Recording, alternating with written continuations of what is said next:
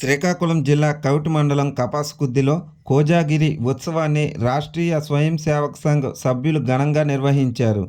ఈ కార్యక్రమంలో ముఖ్య వక్త కృష్ణారావు మాస్టర్ పాల్గొన్నారు.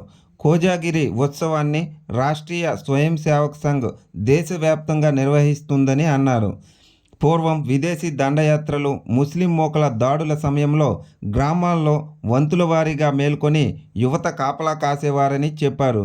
ఎవరైనా ముస్కరులు వచ్చారంటే వారితో కలబడి ఊర్లో వారిని మేల్కొల్పేవారని తెలిపారు. అలా మొదలైందే ఈ కోజాగిరి అని పేర్కొన్నారు. దీనికి గుర్తుగా కార్తీక పౌర్ణమి వెన్నెల వెలుగులో పలు కార్యక్రమాలు జరుపుకునే ఆనవాయితీ ఉత్తర భారతదేశంలో కనిపిస్తుందని చెప్పారు. వెన్నెల వెలుగులో కాచిన పాలను సేవిస్తే శక్తి, తేజస్సు లభిస్తాయని విశ్వాసం. సమాజ రక్షణకు అందరం జాగరూకులై ఉండాలన్న సందేశాన్ని కోజాగిరి ఇస్తుందని పేర్కొన్నారు. ఈ కార్యక్రమంలో గ్రామ పెద్దలు, స్వయం సేవకులు పెద్ద సంఖ్యలో పాల్గొన్నారు.